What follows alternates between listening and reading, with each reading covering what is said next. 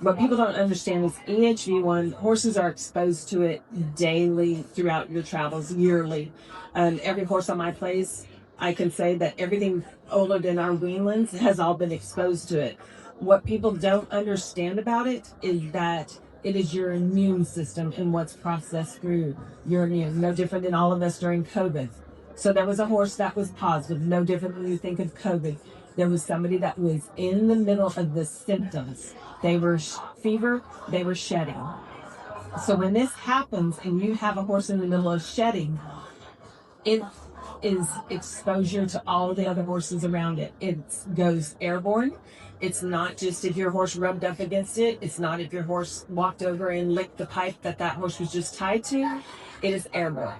And so when I say that it was airborne, I can even testify that there was a client of ours, Britta Strange. She has no problem me talking about the story. She was there at the women's finals for the week. She was roping. She's made the college national finals in the breakaway. She's also made the American in the barrels. She was there with her 3 horses. Eleanor, her breakaway horse, George, her barrel horse, and her other barrel horse, Golden Cloud. I can tell you that she roped all week long. Those horses were stalled there, never left that area. And when we got a call from her on Sunday that she wanted the George horse, the big buckskin, to be picked up and to be brought down to our facility to be conditioned and rehabbed. He wasn't sick or anything like that. She just wanted him in for conditioning and then basically getting tuned up. So we arrived to pick him up on Sunday. The horse was bright-eyed, showed no symptoms, no signs of anything. We loaded him on our personal trailer, took him back to our facility. Mind you, at this time, I had several NFR horses standing in our barns that were getting ready to come out here, along with junior NFR contestants. We rode him every single day, swam everything. The following week, now this is a full week and 2 days prior to when we had picked him up, we get a call from Britta. That morning, Eleanor, her breakaway horse, had died. Oh, wow. That's awful. So when you get that call from an owner, your first is compassion. Your first is like, okay. Then you got to step into the cause and then going proactive and looking around and seeing what do we need to do to ensure that the horses that are on site at my location and the locations around where other horses have been. So we go out and we start doing the conference calls. I got on the phone with Dr. Hans. I was on different conference calls with several of the state vets, along with the vets that were working out of state, because we did have clients that had already picked up horses to head out here to the NFR. So temp checks start immediately. Not a single horse on our place was showing any temperature. Secondary, we do what we call a leg check. We went through every horse's leg and we do what a palpation is. We go down and we see if there's any pitted edema in any of those 4 limbs on the horse. That is the secondary that we will see in those horses. Then we back up from there and then we check nasal passages and we start seeing any drainage. Then we also check urinary tracts.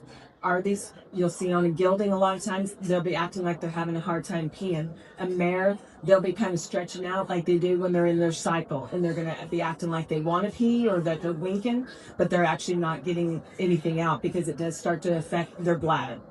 So we go through this process. At the same time, I get a call back from Britta.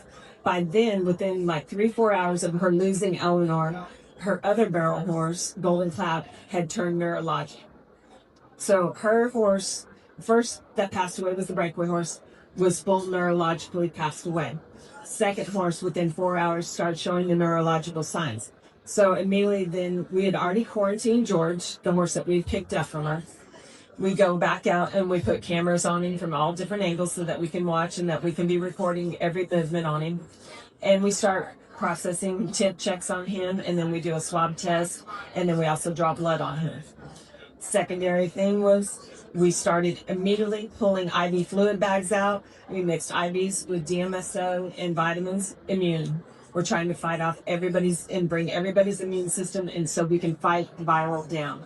Started oral vitamin E, and we started intramuscular vitamin C. So that was our protocol as of that Tuesday.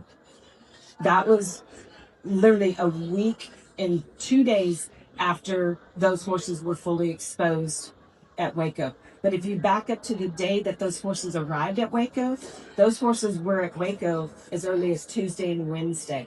So to say that this is one of those things that really kind of drags out, it does. Don't stick to that typical classification of that it's a 14-day and you're done.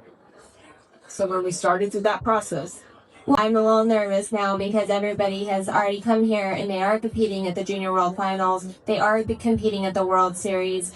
What are the precautions that people should be taking if they already have their horses here? so again, it all goes back to your immune system. You and I, everybody standing here survived through COVID. What got us all through COVID was our immune system, whose body could fight it off. So when you think of your horse, the same thing. Having your horse's gut needs to be healthy. That's a first intake on a lot of those horses, is that if they're ulcerated, if they're packing ulcers on that tummy, they're going to be a high stress. They're going to be one of those horses that is going to be more prone to picking up a viral. Nasal passage, are those horses stressed? Are they tired? Their immune system has to be top notch. And those are the horses that have been able to fight it off. We can proudly say that George never had any symptoms.